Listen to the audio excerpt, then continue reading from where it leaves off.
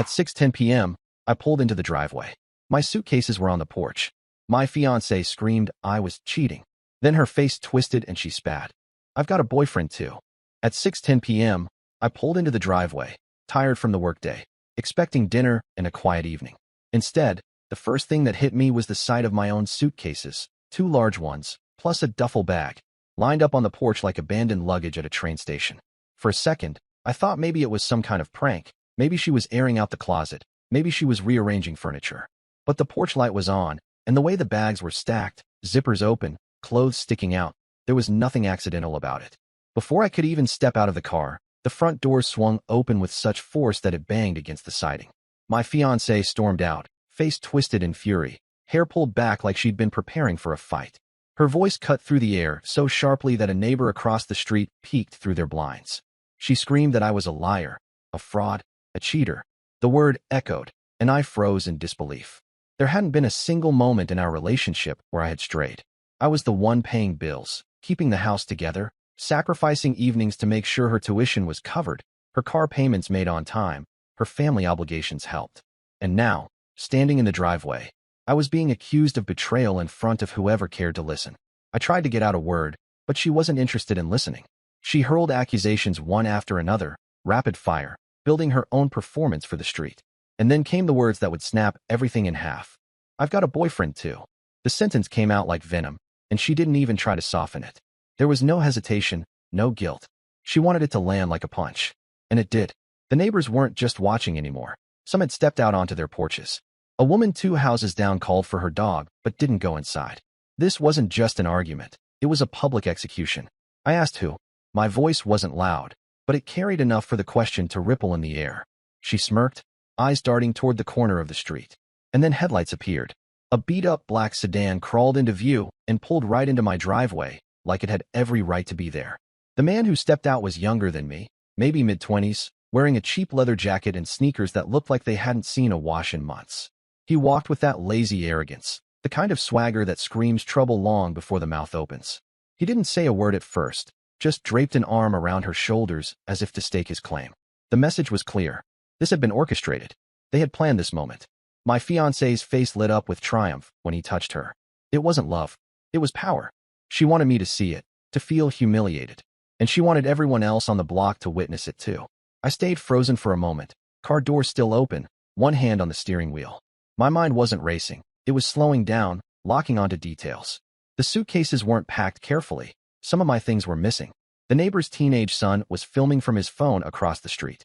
My fiancée had makeup on even though she'd told me that morning she was staying home to study. The leather jacket stranger had no hesitation pulling into a private driveway. This wasn't a heat-of-the-moment confession. It was an ambush. I closed the car door slowly, walked toward the porch, and asked again, quieter this time, who he was. She barked out his name like it was supposed to hurt me, like his existence somehow erased everything I had done for her. The man smirked, finally speaking, tossing out a sarcastic remark about how I should have seen it coming. The air felt heavier.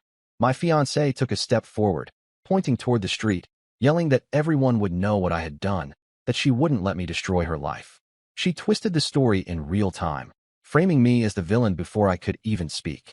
And the more she shouted, the more neighbors gathered at safe distances, pretending to care about their lawns or cars while feeding on the spectacle. I wanted to walk away.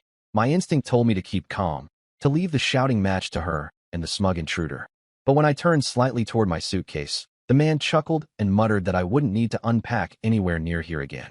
That laugh wasn't just arrogance, it was ownership. That was the moment the rage simmered in me, not wild, not uncontrolled, but sharp and cold. I didn't yell. I didn't swing. I didn't even argue. Instead, I took the smallest suitcase off the porch, opened it right there on the driveway, and pulled out the first shirt I saw. It wasn't even mine. It was hers. One of those novelty tees she wore to bed. My things were mixed with hers, and the realization hit me like a slow burn explosion. She had packed my bags quickly, but she hadn't packed her own. She wasn't leaving. She was replacing. I asked her, almost conversationally, where she thought I was cheating. The accusation still hung, vague and venomous. She snapped back some nonsense about late nights, about messages she knew I was hiding, about the way I sometimes stayed at work longer. None of it was real. She was projecting, turning her own lies into my supposed sins. Leather Jacket laughed again and pulled her tighter. He doesn't get it. he said, loud enough for the neighbors to hear. The humiliation burned, but it didn't break me. It carved something steadier inside me. I realized then that the battle wasn't in the driveway, not in front of an audience. She wanted chaos. She wanted me to shout, to lose control, to give her evidence that I was unstable, abusive, unworthy. But I refused to hand it to her. So I did something none of them expected. I picked up the other suitcase, put it in my trunk, and shut the lid without a word. Then I walked past both of them, back toward the house. That's when she lost control. She ran after me, screaming, clawing at my arm, accusing me of walking into her new life. He followed, posturing like a guard dog, daring me to step inside. But I already had my key, and I already knew the house wasn't just hers. My name was on the mortgage. My money had built the roof over her head. I opened the door calmly, walked inside, and locked it behind me. The shouting outside grew louder. Fists pounded against the door. She shrieked threats about calling the police, about telling everyone I had been violent. He added fuel, shouting that I had no right to step inside their house. But I wasn't rattled. I wasn't even listening anymore. I was looking at the living room, at the pictures on the wall, at the evidence of years I had invested. And I knew, with a certainty that settled deep in my chest, that this wasn't going to end in the driveway. This wasn't a fight. This was a war. When the banging stopped, I peeked through the window. She was sobbing now, theatrically, collapsing into his arms. He pretended to comfort her while flashing a smug grin at the neighbors. Some shook their heads, some whispered, some walked back inside. But the damage was done. A story had been planted. What they didn't realize was that I wasn't broken. I was documenting. Every scream, every suitcase, every witness. They weren't just weapons against me. They were evidence I could use when the time came. By the time the sun dipped, the driveway was empty again except for their cars. She had gone inside with him. My suitcases were back on the porch, and I sat at the kitchen table, staring at the walls, letting the rage cool into something sharper. I didn't know exactly what I'd do yet, but I knew this much. She had staged this spectacle to ruin me. Instead, she had written the first page of her own downfall. The next morning, I woke up to the sound of voices outside. For a second, I thought it had been a dream. The suitcases, the shouting, the stranger in my driveway. But when I looked through the curtains, reality was worse. His car was still in the driveway, parked crooked, blocking half the garage door. And on the porch, my fiancée was laughing with him, leaning into his shoulder like he already belonged there. A half-empty coffee cup sat on the step beside them. My stomach turned. She hadn't just humiliated me the night before. She had let him stay. I stood back from the window, pulse steady but heavy. The house smelled faintly of her perfume, and his cologne mixed together. A violation of space, more cutting than words. I gathered my keys, locked myself in the spare room with my laptop, and began making calls. I didn't leave the house. If she wanted me out, she would have to do it legally. My name was on the papers. By noon, the shouting began again. This time, it wasn't on the driveway. It was inside. She barged into the spare room, voice cracking with venom, yelling that I was making her new boyfriend uncomfortable, that I needed to move my things and leave. She waved her phone at me, pretending to dial the police. I calmly reminded her that this was my house too. Her bluff faltered, but she didn't retreat. Instead, she changed tactics. That evening, posts started appearing on social media. Pictures of her and him together in my kitchen, captions about finally finding true love, snide remarks about cheaters getting what they deserve. She hadn't just rewritten the story privately. She was broadcasting it. Friends I had known for years liked her posts. Some even commented support. People I thought would stand by me were suddenly silent. Within days, the whispers reached my work. A coworker asked, awkwardly, if everything at home was okay. The betrayal spread like a stain. Fast, sticky, impossible to control. But I didn't argue. I didn't post. I didn't shout. Instead, I observed. The man, her so-called boyfriend, started making himself at home. He parked in my spot, ate from my fridge, left his shoes by the door. He even had the audacity to fix himself drinks from the liquor cabinet I had stocked. His clothes appeared in the laundry room. My toothbrush went missing, replaced by his cheap one. Neighbors noticed. Some avoided eye contact when they saw me outside. Others smirked knowingly, buying into the lie she had spread. But not everyone swallowed it. One evening, as I was carrying a box of files to the car, the woman from across the street, widowed, quiet, never one for gossip, walked over. She didn't ask questions. She didn't accuse. She just muttered, I saw everything that night. Don't let her win. Then she turned and went back inside. That sentence anchored me. Evidence wasn't just in my head. There were witnesses. But while I thought long-term, she doubled down on the short-term humiliation. A few nights later, I came home from a late shift to find the living room rearranged. The photographs of me and her, holidays, birthdays, even the framed engagement picture, were gone. In their place were new pictures. Him and her, smiling, arms around each other, posed like they had been together for years. The cruelty wasn't subtle. It was pointed, sharp, deliberate. She wanted to erase me before I was even gone. I confronted her in the hallway, demanding to know where she'd put the originals. She laughed, tossed her hair, and said they'd been thrown out. Just like that. Years of memories, shredded in a garbage bag, probably already at the dump. The boyfriend stood nearby, leaning against the wall, smirking as if he had already won. But I didn't give him the reaction he wanted. I just stared long enough to make him uncomfortable, then turned and walked away. Because by then, I had started preparing. I went through bank accounts, making sure my money was protected. I closed the joint savings, leaving her without access. I switched my passwords, canceled the secondary card she had been using freely. She didn't notice right away. She was too busy playing house with her new man. But the day she went to buy something online and the transaction failed, the storm began. She burst into my room, screaming that I was trying to control her.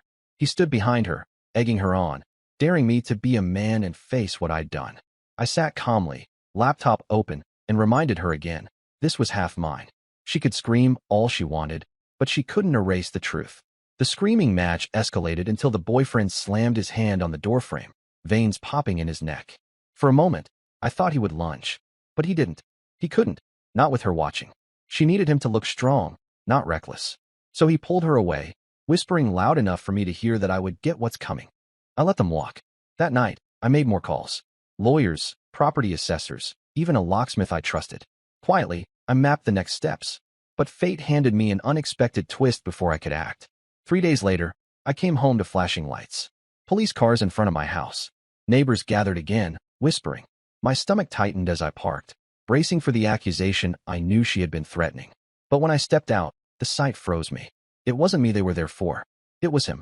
2 officers stood with her boyfriend in handcuffs, pushing him into the back of a squad car. She was on the porch, pale and frantic, insisting there was some mistake. The officers ignored her. One of them glanced at me and muttered that he had outstanding warrants, fraud, unpaid fines, even a suspended license. In that moment, the smirk finally fell from her face. The arrogance drained, replaced with panic. I didn't say a word. I didn't need to. As the car pulled away, she turned to me, trembling with rage and fear. She shouted that it was my fault, that I must have set him up. She swore she'd get him out, that I hadn't seen the last of them. But the neighbors saw her screaming. They saw him taken away.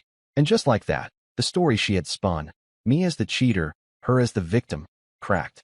The power she had built so carefully began to crumble. And I knew then that my revenge wouldn't just be about exposing her lies.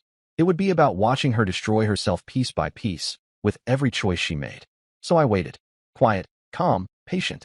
Because sometimes the harshest revenge isn't fire or fury. It's letting someone dig their own grave while you hold the shovel. The arrest had shaken her facade, but it didn't destroy it. At least, not yet. The morning after he was dragged away, she stormed around the house on the phone, shouting at someone, probably him, or maybe a lawyer she thought could bend the system. Her voice cracked with desperation, but her pride was still intact. She insisted she would get him out, that this wasn't the end. She had forgotten something, though. With him gone, she was exposed. For the first time since this ordeal started, the house was quiet. No leather jacket draped across the couch, no arrogant footsteps in the hallway. Just her, pacing like a trapped animal, and me, sitting at the kitchen table with a calm I hadn't felt in weeks. That day, I set the plan in motion. First, the finances. She had grown used to my income covering everything. The utilities, the groceries, the mortgage. She rarely even checked the accounts. She lived like stability was endless. So when she swiped her card at the grocery store that afternoon and it declined, the storm began. She burst into the house with red cheeks, throwing her purse across the counter, accusing me of cutting her off. I didn't argue. I didn't shout. I slid a folder across the table, bank statements, proof of the joint account closures, credit cards with her name removed. My voice stayed flat. Half the house was mine, half the bills were mine, and half the debt she had run up was hers. If she wanted independence, she could pay her share. The shock in her eyes wasn't sadness. It was terror. For the first time, she realized how little she had outside of me. By the weekend, the mask started to crack in public. Her social media posts shifted from gloating selfies with her boyfriend to vague, desperate updates about hard times and people showing their true colors. Friends who had once cheered her on began to drift away. The shine of her new romance dulled now that the man was behind bars and her finances were collapsing. But the real breaking point came when her family got involved. Her mother called me on a Tuesday evening. I braced for the familiar venom, the accusations that I had ruined her daughter's life. Instead, her tone was different, calmer, almost hesitant. She asked if it was true that her daughter's boyfriend had been arrested. I confirmed it. Then she asked if it was true that her daughter had emptied part of her parents' help fund, a savings account they had quietly kept for emergencies, without permission. That part stunned me. I hadn't known, but it explained why her mother's voice shook with controlled anger. Within days, the family arrived at the house. Not to support her, to confront her. I stayed upstairs, listening as they shouted in the living room. Her father's voice thundered, accusing her of lying, of stealing, of disgracing them. She wept, insisting it was all my fault, that I had manipulated everything. But her words rang hollow now. The family had already seen the police take away her lover. They had heard whispers from neighbors. They weren't on her side anymore. When the shouting ended, the front door slammed, and the silence that followed was heavier than anything before. She hadn't just lost her boyfriend. She had lost her parents too. But I wasn't done.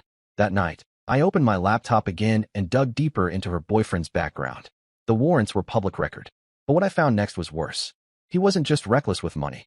He had left behind unpaid rent in 3 different apartments. He owed money to small businesses, even to an old employer. And one of those employers had already started sharing his story online. Screenshots, receipts, court filings, evidence piled up like bricks. And because she had flaunted him publicly, because she had plastered their pictures across her feeds, the backlash spread to her too. Friends shared posts exposing his scams, and her name was attached by association. People commented under her old photos, mocking, ridiculing, tearing apart the fairy tale she had tried to sell. The humiliation grew, and she couldn't stop it. The final twist of the knife came one evening when her phone buzzed with a call she didn't expect. I wasn't supposed to hear it, but her shouting carried through the walls. It was a debt collector, not for him, but for her. Credit she had opened quietly, bills she had hidden, all of it now crashing down without my steady income propping her up. The panic in her voice was raw. She tried begging, bargaining, promising payments she couldn't make. When the call ended, she collapsed on the couch, sobbing into her hands. For the first time, I felt something close to pity. But it didn't last. Because pity doesn't erase betrayal. It doesn't undo humiliation. That night, I packed what remained of my belongings. Not the scattered suitcases she had dumped on the porch, but the things she hadn't touched, the important files, heirlooms, personal treasures she had overlooked in her fury. I stacked them neatly in my car, locked the trunk, and left without telling her. But I didn't disappear. 2 days later, she called, voice trembling. The boyfriend had been denied bail. Her parents refused to answer her calls. Her friends had blocked her. She begged me to talk, to help, to remember what we once had. She promised she would fix things, that she would explain everything. I let her speak. Then I hung up. She didn't know it yet, but the story wasn't ending. The worst was still coming. Because karma hadn't finished with her. Not even close. The night I hung up on her, I knew it was the last time she would ever hear my voice without consequences attached. She had played her cards recklessly, betting on lies, humiliation, and a man whose entire history was built on fraud. Now that house of cards had started collapsing, and I wasn't about to hold up the wreckage for her. Days passed. Then a week. I stayed in a rented apartment across town, quiet, clean, no drama. The contrast to the chaos I had lived in was almost surreal. For the first time in months, I slept through the night. My phone buzzed constantly with calls from her, then texts, then desperate voicemails. I didn't answer, but the outside world didn't let her desperation stay private. Neighbors who had once smirked at me started reaching out. One of them, the widowed woman across the street, left me a note on my windshield. Everyone saw how she treated you. People are talking. Don't let her drag you back. Another neighbor messaged me privately, telling me she had seen the ex-fiancé screaming at delivery drivers, fighting with bill collectors on the porch. Apparently, she hadn't been paying the utilities. By the second week, the lights in the house flickered out for a full day. Her pride wouldn't let her admit it, but she was drowning. I could have walked away and left it there. But revenge isn't about silence. It's about making the truth undeniable. So I started exposing the pieces she thought she had hidden. I gathered the evidence I had been collecting since the beginning. The staged ambush in the driveway, her false accusations, her public posts smearing my name. I added the financial documents showing her debts, the statements proving I had cut her off legally. And then, I slid it all into a single neat package. Not for the police, not for her. For her parents. I didn't include commentary. Just dates, times, screenshots, bills. Evidence laid out so plainly it didn't need interpretation. The fallout was immediate. Her father showed up at the house one evening. I wasn't there, but a neighbor recorded the scene on their phone. He stood on the porch, shouting that she had disgraced them, that she was no longer welcome under their roof or in their family name. The word spread quickly. Relatives called her, berated her, cut ties. The family she had leaned on to back her lies now abandoned her completely. At the same time, her boyfriend's mess grew worse. Court records circulated online, and because she had tied herself so publicly to him, her name became part of the story. People laughed about her choice, mocked her on community forums, whispered in stores. The same neighbors who had once watched her theatrics in the driveway now avoided her in shame. The humiliation that she had tried to orchestrate for me had become hers. And still, she didn't give up. One evening, my phone buzzed again, not with her number, but with an unknown caller. Against my better judgment, I answered. Her voice came through, shaky, raw, desperate. She begged me to meet her, just once, to talk like adults. She said she wanted to explain, to apologize, to fix what was broken. Curiosity won. I agreed. We met in a cafe on the edge of town. She arrived late, hair unkempt, clothes wrinkled. The arrogance was gone. What sat across from me was a shell of the woman who had once strutted in my driveway with a new man on her arm. Her hands trembled as she held her coffee cup, eyes darting nervously at the people around us, as if everyone knew her shame. She launched into excuses first, stress, confusion, lies she claimed she believed about me. Then she moved to tears, insisting she had been manipulated by her boyfriend, that she hadn't meant for things to go this far. Finally, she shifted to begging. She said she needed help, money, someone to stand by her. I let her finish. I didn't interrupt.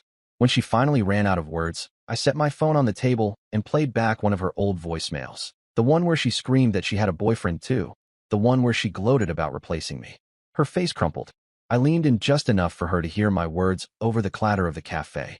This is the last time you'll ever sit across from me. You wanted me gone. You got it. But you'll pay for what you did every single day without me here to clean it up. Then I stood, left cash for my coffee, and walked out. She didn't follow. That was the last time I saw her in person. But the consequences kept rolling. Within a month, the house was in foreclosure. She hadn't been able to keep up the mortgage without my income. Debt collectors visited daily. Neighbors reported seeing her crying on the porch, begging them for help. They didn't answer. She had burned too many bridges. Her boyfriend? Still behind bars, case delayed, no chance of release soon. Rumors spread that he had cut ties with her already, blaming her for bringing heat to his life. She was alone. The final humiliation came from the same community that had once laughed at me. A local newsletter, one that thrived on gossip, ran a piece about the dramatic downfall of a young couple. Names weren't printed, but everyone knew. The descriptions of the arrest, the debts, the screaming fights in the driveway were too specific. She became a cautionary tale whispered in markets and coffee shops. As for me, I rebuilt. The rented apartment became a permanent home. My work steadied. My reputation quietly repaired itself once the truth trickled through. The people who had believed her lies early on came back, apologizing, awkwardly trying to mend what they had broken. I accepted some, ignored others. Because the real revenge wasn't about their approval. It was about the image burned into everyone's mind. That night at 6:10 p.m. when she tried to ruin me. And now, the same street that once watched her gloat now watched her collapse. The story had flipped. I never had to raise a hand. I never had to scream. All I did was survive, document, and step aside while karma handled the rest. The last I heard of her was from that widowed neighbor. She told me my ex-fiancé had been spotted working at a low-paying job in a nearby strip mall, hair cut short, face drawn. No car, no boyfriend, no family. Just a ghost of the woman who once tried to bury me in public. I didn't feel pity this time. Just closure. Because revenge doesn't always come with fire and fury. Sometimes, it comes in silence, in patience, in watching someone choke on the very lies they threw at you. And when I drive past that old house now, empty and for sale, I remember the suitcases on the porch, the smirk on her face, the boyfriend's arrogance. And I smile. Because that was the day they lit the match, and all I had to do was let the fire spread. And that's the story. If you're still here, that means you're one of us. So go ahead, hit that subscribe button. I drop new chaos every single day, and trust me, tomorrow's story, it's even worse than this one.